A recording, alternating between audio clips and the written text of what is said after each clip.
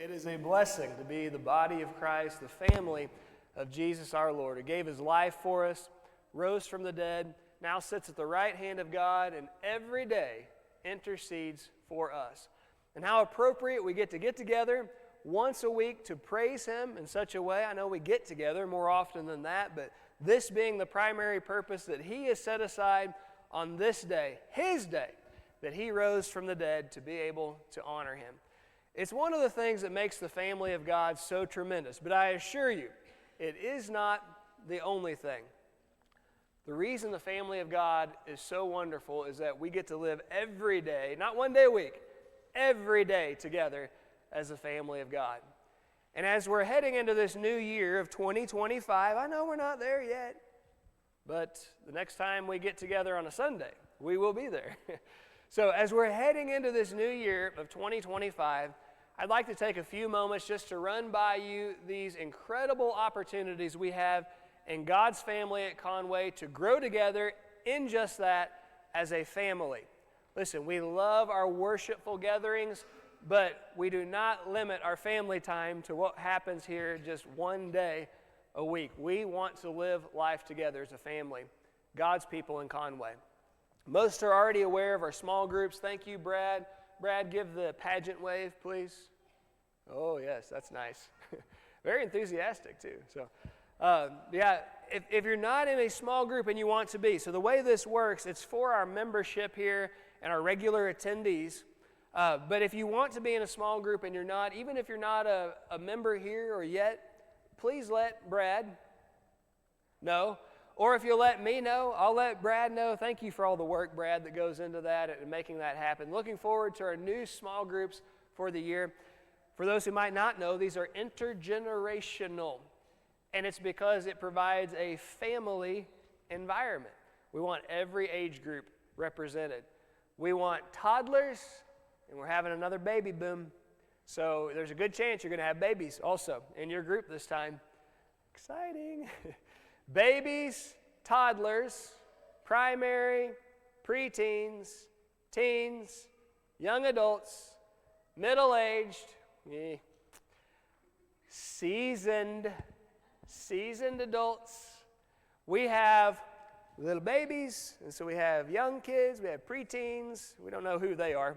We have teens, and again, we have adults. We have like sons and daughter ages, okay? Moms and dad ages, grandma and grandpa ages. That's all by design. We're a family, and that's the way we want to live life together. Make sure that you take advantage of these. If you're not in a part of a group yet, that's great. We want you in a group. It's great if you want it. And we want you in that group also. We're going to have a lot of good times for those. We also have more opportunities that will be taking place. Our young people, we have our youth events every month to which they're being taken around, and thank you for all involved in helping out and coordinating there.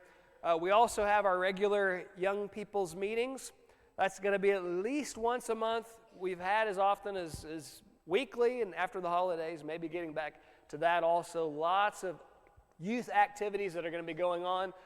For those well-seasoned folks among us, we love them. We're grateful for them. The seniors' breakfast, Taste of Andy's, right? Still, right? Okay. So, and that's once, no. Where are we? Rocking Chair, I'm sorry. Did that close down at Taste of Andy's? No, but we're not doing that anymore. Okay, all right. I'm not in that group, so. But you're welcome, by the way. I've been told, if you can fit it in your schedule, the time frame that it is, they would love to have you. I know that. So that's at the Rocking Chair, and that's every month. Stay informed of that in the bulletin. So grateful that our seasons always make sure that takes place. Our ladies' nights are going to continue. Now, I do know this one, not because I'm a part of this group, but I checked last night just to make sure. And that is the second Monday of every month. And you know, like anything, if there's a holiday or something, it might get bumped around a little, but it's a staple, basically. The second Monday of every month. Ladies have a great time getting together, eating, chit-chatting, fellowshipping with each other, and also having a Bible study. Now, these are all things that we've had in our church for some time now. These are great family opportunities. But I'm here to advertise to you a new family opportunity. I don't know about you. I'm in this group. I have felt left out as long as I've been at Conway. We're having fellas night this year. Yeah. And the ladies don't call it women's night, so we're not calling it men's night. No. Ladies night, fellas night. And the reason we call it fellas is the same reason I think the ladies call it what they do. They don't just want adult women to be a part of it. They want teens, preteens, primary, toddlers. Their babies are a part of those also. Guys, we don't want just adults to be a part of this. We want teens, preteens, primaries, toddlers. If you're brave enough, you can bring your babies. All right? I don't know how that's going to work out. You can, though. We want everyone who wants to be a part of this, who's a male, to be a part of it. So, in short, just like the ladies, we're going to have food, we're going to have fellowship, and yes, we will have some fun. We are going to have a brief Bible discussion and prayer together every time that we get together. That'll take place, the spiritual exercise, if you will, of it, about 30 minutes. So we don't want this to become, and don't take this the wrong way, but just another Bible study. We love Bible study in our family, like our church family. But we already get together and we do that 3 times a week, and that's great. We want to keep that up, but we want this something to be something unique once a month, that while we have some spiritual exercise in it that takes place, there's also the spiritual exercise of building our bonds together in Jesus, and that's going to be the main focus of this. So the first one is going to be a week from, no, it's not. A week from last Friday. It's going to be this Friday. Ooh, time's getting away from me. That will be at our house, and we're going to have smash burgers as our first num-num, okay? So anything, guys, you want to bring to accompany smash burgers, we're guys. So when we get together, there will be lots of meat, I assure you, to consume. And Marty and I were talking, and he's like, oh, well, even something like chips would work. We're guys. Yeah, anything you want. Meat or junk food, sweets, yes, bring it. That's exactly what we want. So it's going to be at our house, and that will be at 6:30 this coming Friday night, smash burgers. I appreciate John's willingness. I know Bradley's going to be help coordinating too, the 3 of us together. But John has volunteered to help oversee and to send out a communication chain for that. So thank you very much, John, for taking the initiative on that. It's exciting, isn't it? Great opportunities to build our friendships in Jesus our Lord. I want to advertise that to you in the outset because our study is on why these events that I've just described to you are so significant. The time this morning would not afford me to let you know of all the events that are going to be going on this year in Conway and why it is they're taking place. But I want to focus just on these when we're trying to strengthen our friendships and our family bonds that do exist in Jesus. Why is that such a relevant thing? Well, regardless of whether we recognize it, God has made every one of us to be social creatures. Did you know that? He wants us and He expects us, and we need to be, whether we see it or not, social creatures. When you open up the Bible in chapter 2 of Genesis, you're going to read in verse 18 that the Lord God said, "It is not good that man should be alone." Is it possible? Yeah, but it's not good. It's not good that a man should be alone. So He said, I'm going to fix this problem. I will make him a helper comparable to him. And so right in the beginning, God invents this family concept to fix a human being's need that wasn't being met at the time so that there would be company. And it's family that resolves this issue with man. As a family of 6, I can tell you that I don't get lonely at home. And whatever it is that's going on, okay, so Brad, when I'm for a little over 2 miles walking with power around my neighborhood, I don't want to do that alone. I do it a lot alone. I almost always ask someone in my household, does anyone want to go with me to walk? I don't need that, but it's better, I feel like, if I have company. I make meat runs, Seth, to the store at least twice a week. And so I go to buy my meat. I'm a guy. I need to eat meat. And so I'll go to the store to get my meat. But before I make that trip, I always ask, almost always, in my household, anybody want to go to the store with me? One of the kids? Oh, maybe half the time or third of the time. I'll get one of them. I can do it. I don't need like the help carrying the stuff. I just want the company. It's a lot better to have. God knew when he made man that every person needs a social aspect to his or her life. And that's the whole purpose of family ever being generated in the first place. A spouse and or children can help to fulfill what that need is. But actually that need starts to be fulfilled for an individual long before he or she ever gets married, if the person makes the choice to do that. Look at verse 24. Therefore a man shall leave his father and mother and be joined to his wife, and they shall become one flesh. The intertwined life, and you don't have to be lonely. You have a companion with you, and we recognize that to be the case. But if you go back and look at things backward, here's what you find.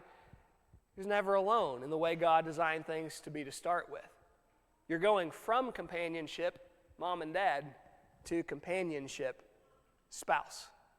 And that's what God always had in mind.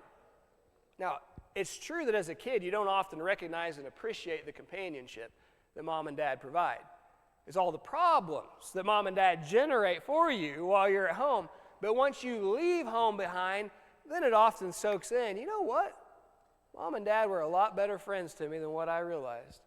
And you'll see a lot of times in life that appreciation from kids toward parents much more when they leave home than the time that they actually spent at home, and they had all of that ready companionship available to them.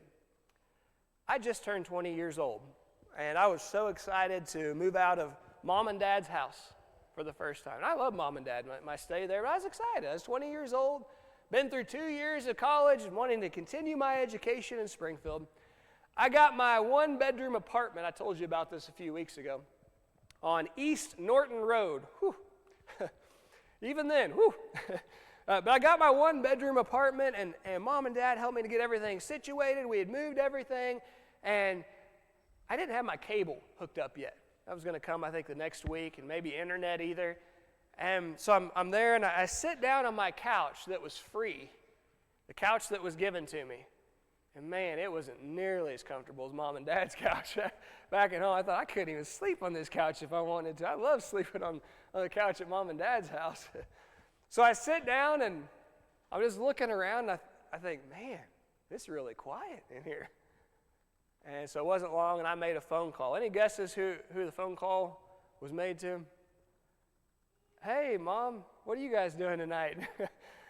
I didn't know anyone. I just moved to this place. I didn't have anything to do. And I believe it was at that point, for the first time in my life, I realized the blessing socially that mom and dad had been for me. I didn't even appreciate it until I didn't have it every day surrounding me any longer. I went home every weekend.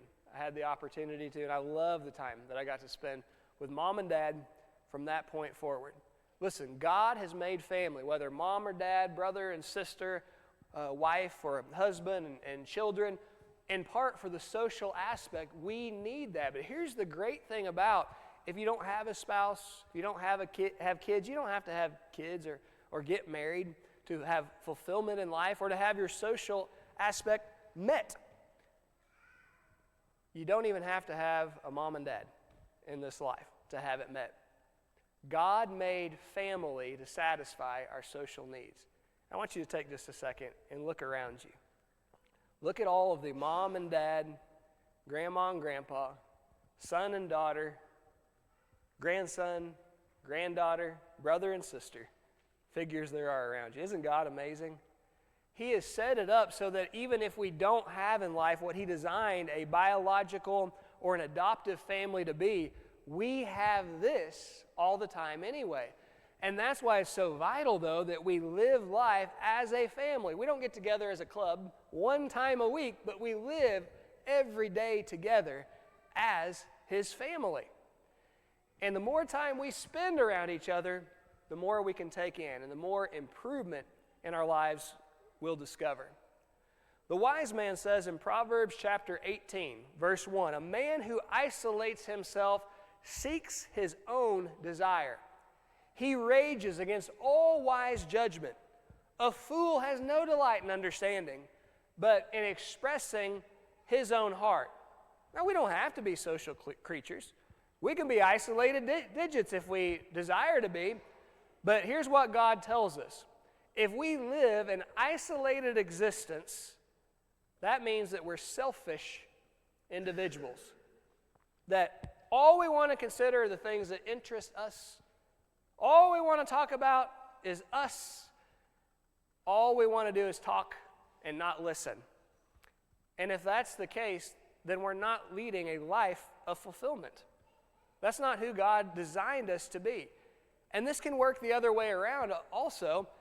It might not be just that we isolate ourselves from others, but if we're someone who only wants to talk about ourselves and not about others and to find out about others, and all we want to do is spew our opinions and not consider anyone else's wisdom they might have to share with us, if we choose to be selfish in our lives, our words, and in our thinking, it might be that others distance themselves from us because they don't want to be around that.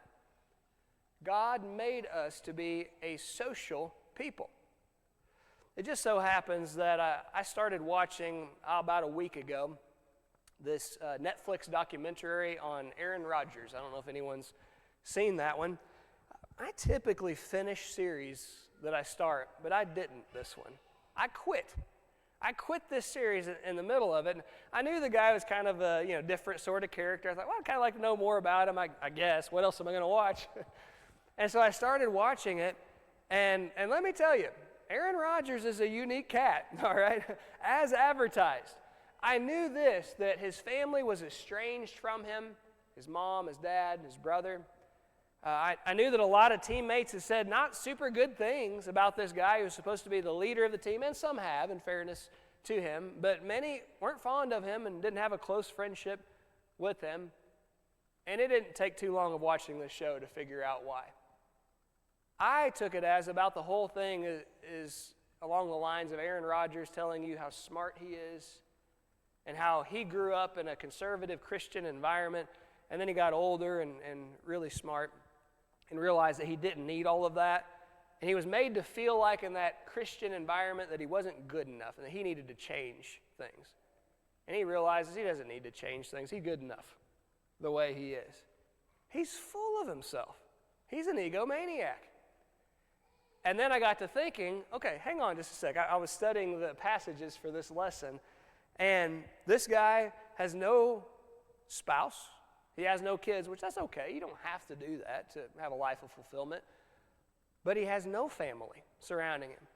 He has no relationship anymore with his mom, his dad, his brother, who I understand are very good people. And even through the show, you can tell he really doesn't have any close friendships, it seems like, either. He lives a life of isolation.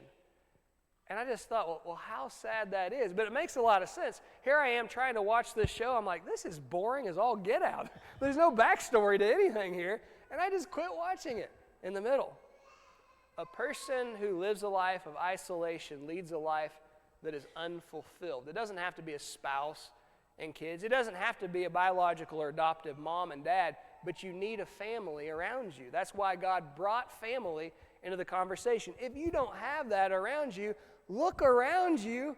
God has given you a family that you can enjoy. And you can socialize with them, you can talk to them, and you can learn from them. They can make you better people, and hopefully in return, you can make them better people too. We have been made to complement one another. That's not compliment each other. As nice as it is to hear when I walk in on a Sunday morning, Derek, your hair looks amazing today. Do you really think I need to hear that? I know that already. Don't compliment me. Compliment me. The base of the word is complete. We're made to complete each other. Meaning if I try to do life all by myself, I will always be incomplete because I don't have all of you. We need each other. You recall when God calls Moses to go lead his people out of Egypt. And he tells him, hey, I'm sure you're the guy, Moses, for the job. And Moses keeps telling God, well, that's funny because I'm sure I'm not. And here's one of the reasons. I'm supposed to be a leader, but I'm not eloquent. I am slow of speech and slow of tongue. And God says, that's really funny, Moses. You should mention that because Your brother Aaron is walking towards you right now, and man, that guy can talk, can he? You're going to be quite the tandem when you go into Egypt. He's not going to let Moses off the hook with this. You will be my leader, is what he's saying. But you need your brother to help you out. He's going to complete you. It's not you all by yourself, Moses. It's not even you, just you and me. It's you, me, and your brother. And you're going to make the formidable team in Egypt. Our kids, they got a lot of Christmas presents this year. And their big one, we let them open early. We finally got a Nintendo Switch for them. It came out in like 2017, so we're right on schedule. We're usually about 7 years behind technology. And we got the Nintendo Switch for them. One of the games we're enjoying so much is Super Mario Brothers Wonder. Any of you guys play Super Mario Brothers Wonder? Oh man, it's a lot of fun. Well, every new Mario game, there's a new power-up that's never been had before. You know, before it was the cat suit. You probably saw in the movie. Meow. Sorry, not much voice. Well, this one isn't. Okay, there we go. Yeah.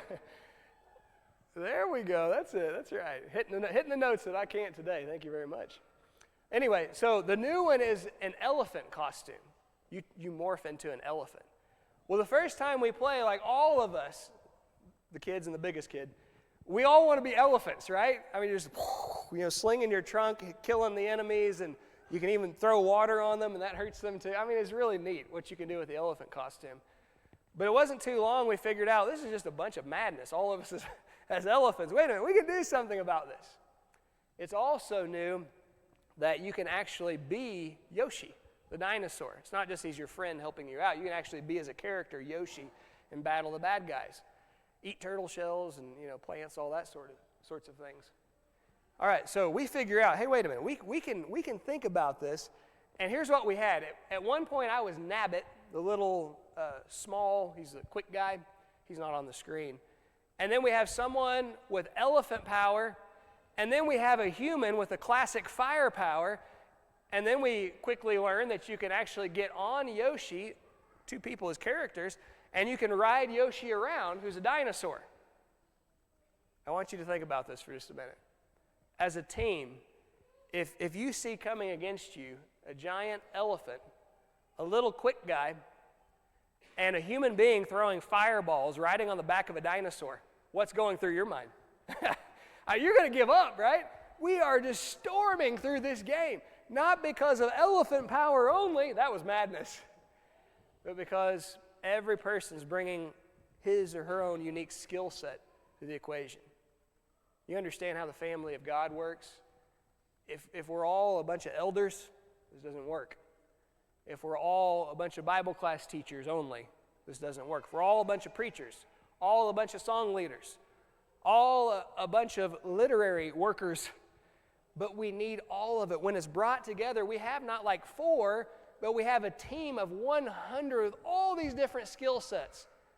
And with the power of our God, there's nothing and there's no one that can stop us. God has made us to work together alongside one another, and as we do so, that's when we complement one another. Our text that we read earlier, Ecclesiastes chapter 4, verse 9, 2 are better than 1 because they have a good reward for their labor. There's a lot, if you're skilled, that you can get done all by yourself. I'm going to relate this to sports. Piper, this is for you. Okay, so Piper, she's been wanting to play me one-on-one in basketball for a long time. And so the other day I went to her house, and let me tell you, Piper's is advertised. She's difficult, all right? That was tough, one-on-one. I didn't like some of the things she was doing to me, all right, in the game. And so I recruited a helper. I got Pay Daddy to come in. And Peyton and I started playing Piper one-on-one. And let me tell you, Piper has no chance against Peyton and me together. She's good, though, on her own. One-on-one, that's tough. And I would say that Peyton and I together as a team, we could probably score 4 times the points that just one of us could score by ourselves. There's a lot you can do on your own, but you get someone else involved, it's not like, oh, we can do double. No. It's like 4 times more that can be done. I'm convinced that's why Jesus, when he's trying to accomplish all of these things in his work on the earth, and even he realizes, limited by the flesh, I can't do all this by myself. And so he appoints 12 special helpers called apostles. And then right after that, Luke 10, he appoints 70 others also. And he sends them out left and right. But notice how he always sends them out. 2 by 2. He never sends them out as isolated digits. And I think there are 2 reasons for that. One, he knows 2 are better than 1 in the work that they can get done. And it's not just like, oh, we can double the work. No, we can do like 4 times the work together. So he sends them out 2 by 2. Part of this, I believe, also, he says in verse 3, behold, I send you out as lambs among wolves. You're innocent. You have good intentions. You're trying to do positive things. Not everyone's going to accept that. And some people are going to try to tear you apart, even though you're innocent and you're trying to do good things. Do you recall what took place with Joseph? He's doing a good job in his work in the kingdom as a servant, the head of the household as far as servants go, in Potiphar's home. And then one day, I want you to look at verse 11 of Genesis 39. But it happened. What happened? Oh, we know what happened. And the accusation that's made against Joseph, when did it happen? When Joseph went into the house to do his positive, innocent work. But none of the men of the house was inside. God had sent him as a lamb into the midst of wolves. And that wolf got a hold of him and started chewing on him because he didn't have someone right there beside him. On God's team, the Lord wants us to have multiple people by our side when we play offense and also when we play defense. So we have someone to exonerate us in our innocence. When we're together, we are stronger. And I don't care who you are. You may be a person, you like your alone time, and you're maybe a little bit of an introvert. That's all fine. But we are stronger when we're together and when we spend time together. Something even the Lord recognized at the end of his life. Matthew chapter 26, verses 37 and 38. In Jesus' most trying moment, he took with him Peter and the 2 sons of Zebedee, and he began to be sorrowful and deeply distressed. Then he said to them, my soul is exceedingly sorrowful, even to death. Listen to this. Stay here and watch with me. In his most trying time, Jesus knew, I do not need to be alone. I want you guys to be here with me. And not just present, but I want you to be alert and helping, strengthening me in this, my trial. You may think that you're so strong that you don't need help. And if that's the case, you'll eventually have a life circumstance that'll make you think differently. I guarantee you. I speak from personal experience. I lived about 3 decades of my life with the mindset, I'm strong enough. Now, granted, with God, right? And with God, I'm strong enough all by myself. I don't need anybody else. I don't need any help. I thought that for many, many years until I went through the greatest health challenge of my life. And in going through that, I think the hardest thing on me was the realization that I had been wrong my entire life. Now, don't misunderstand. God's wonderful. He's strong. But he made us to be social creatures and to rely on one another. And sometimes we don't know how much we need each other until we have to have each other. I had brothers and sisters from this family. Most of you had no idea what was going on. I was glad. I liked it that way. I know that's selfish, but for those who did, you wouldn't let me face it alone. And let me tell you, I wouldn't have gotten through it without you. And my personal greatest life challenge itself, and losing my best friend and my spiritual mentor and my father, my thinking is I just need to, have some time alone, process, and deal with this myself. And we had so many wonderful family members of this congregation, everyone reaching out to us. Texts, calls, visits, food brought over to us. And, as a man who prides himself in trying to be strong, it's almost shameful, it feels even to admit this, but I don't feel ashamed in it anymore. One of the best parts of it was just your hugs, your presence, and crying with me. And thank you for that. When you're a family, you live life together. And you may think you're strong enough all on your own. And if that's the case, you haven't had a life circumstance yet to teach you differently. And once you have it, you will never look at things the opposite way anymore. Even the Son of God recognized, I can't be alone in this. I was put in this body to be a social entity. I'm so thankful that I have my Father. But he tells his closest friends, his spiritual family, I need you right now to surround me. And not just to be present, but to be alert and emotionally connected as my needs require. Unfortunately, in the case of Jesus, he wasn't like what you all were for me. The disciples, he comes to them and he finds them asleep. He says, Peter, what's going on? Could you not stay awake and watch with me 1 hour? And he comes back and he finds them sleeping again. He's not getting the strength from them that he requires. And that's when his Father intervenes. Notice in Luke's account, chapter 22, verse 43, then an angel appeared to him from heaven. Now, what do you think the purpose of that was? He needs strength. He needs strength and accompaniment. His disciples are present, but they're not connected, so they're there, but not really there. And so God gives him the presence of a friend that he needs, providing him strength. 2 are better than 1. Hebrews chapter 10, verses 24 and 25, we're told, let us consider one another. Listen, we don't live in this place as isolated digits. It's not just me trying to live my Christian life and you trying to live your Christian life. It is us trying to live the Christian life together. So as we go through it, let us consider one another in order to stir up in each other love and good works. Here's a great way we do that. Verse 25, don't forsake the assembling of ourselves together, as is the manner of some, but encouraging one another.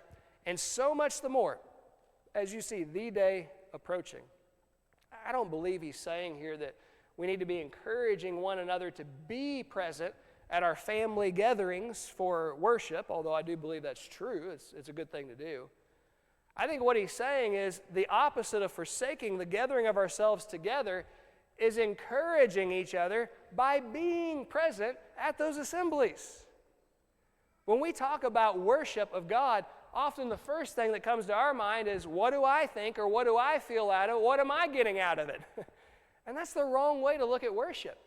Number 1, worship is about honoring the God who has given you everything that you have and enjoy. Number 1, Hebrews 10.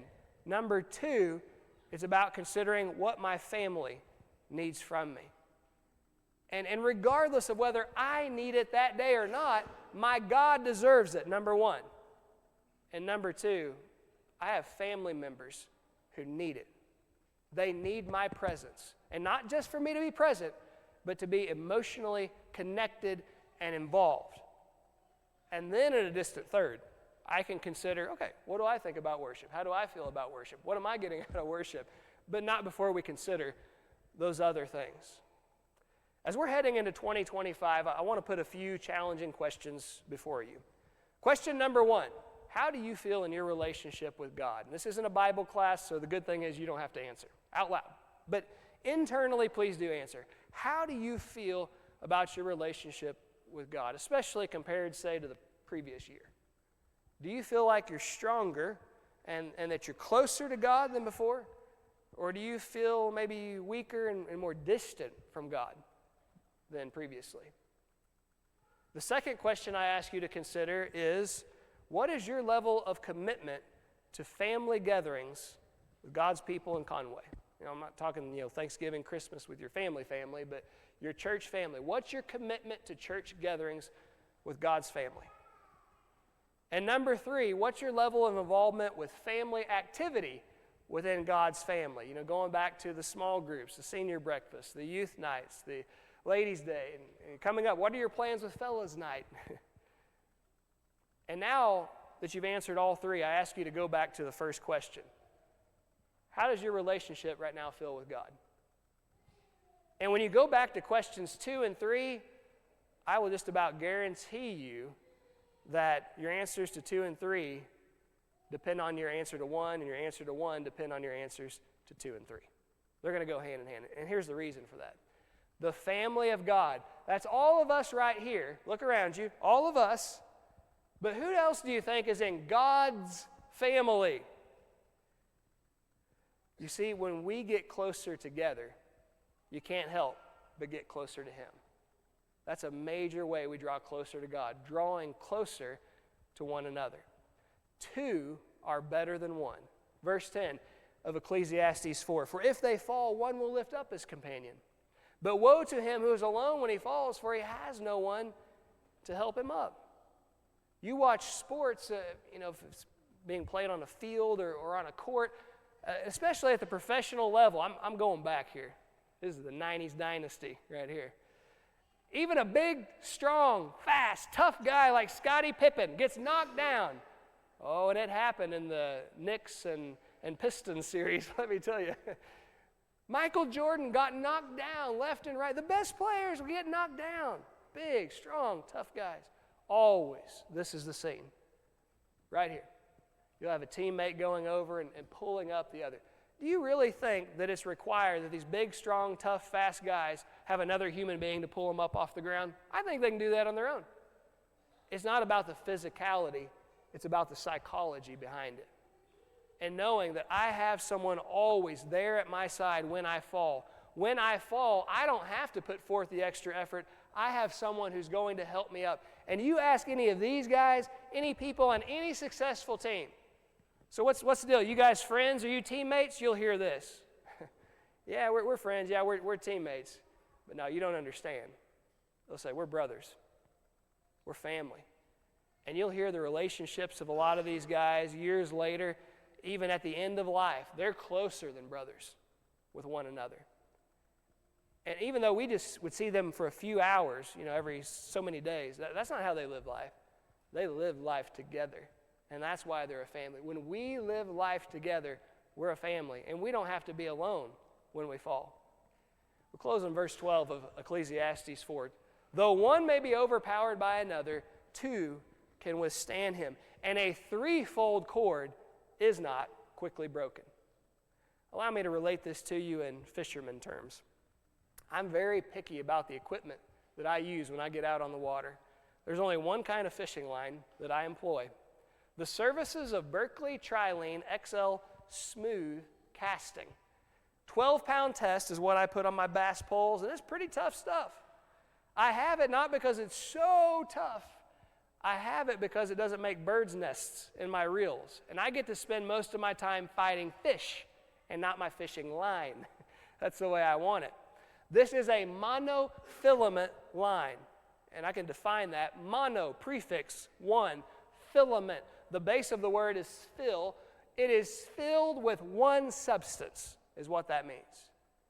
And because of that, it's not the toughest line in the world, but I don't really use it for that purpose. Nevertheless, it's 12-pound test. You got to put some pretty good force on it typically to break it.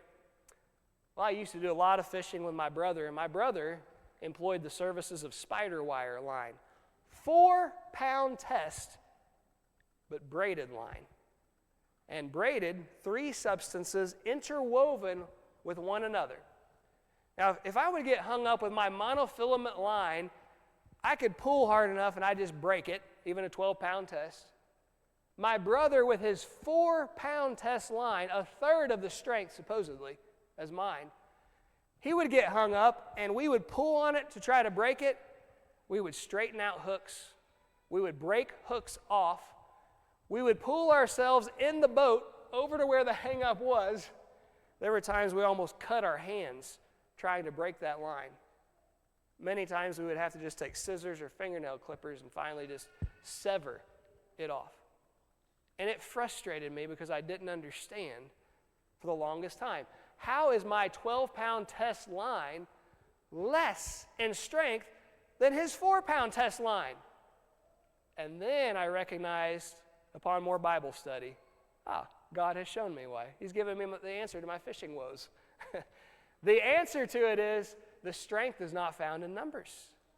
The strength is found in the intertwining of those individual lines.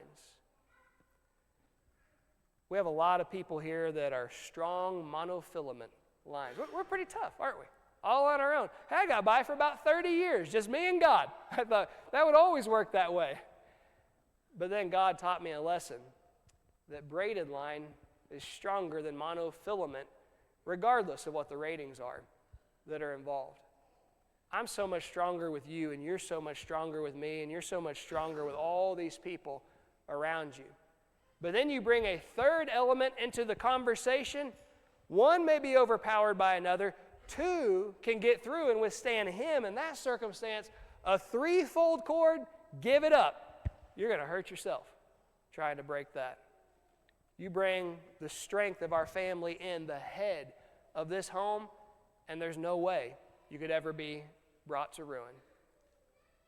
So you may be a strong monofilament line, but if you don't have a family surrounding you, and I'm not talking about a biological or an adoptive family, if you don't have a spiritual family around you, you're not as strong as you need to be. There's something that's missing in your life. God tells us in 1 Corinthians 12:13, by one Spirit we're all baptized into one body or one family, of which Christ the Savior is head over that family. Colossians 1:18. That's when you have the strength that you need to face whatever it is you're going to face in this life. Church family, we've had a tremendous 2024. I can't wait to see what God has planned for us in fullness. We have our plans. God has his own plans. I'm looking forward to seeing what God has planned for us, the Father, in this family for 2025. What we've enjoyed in 2024 is tremendous. If this is what we have in 2025, that's great. It's going to be a fun ride. But as I look around, I do think there may be someone who's considering becoming a part of this family. And I'm thinking about you right now. If we could have you in this family, there might be a couple that is thinking about being a part of this family. There might be a whole family that's thinking about making this church your family as home. And if that's the case, 2025, you could make it so much better than what 2024 was. For yourself, if applicable, for your spouse, for your kids, for your mom, your dad, for your grandma, your grandpa, for all of us, rest assured that it can be made so much better for you also. We stand together, we're stronger. Two are better than one, and a threefold cord is not quickly broken.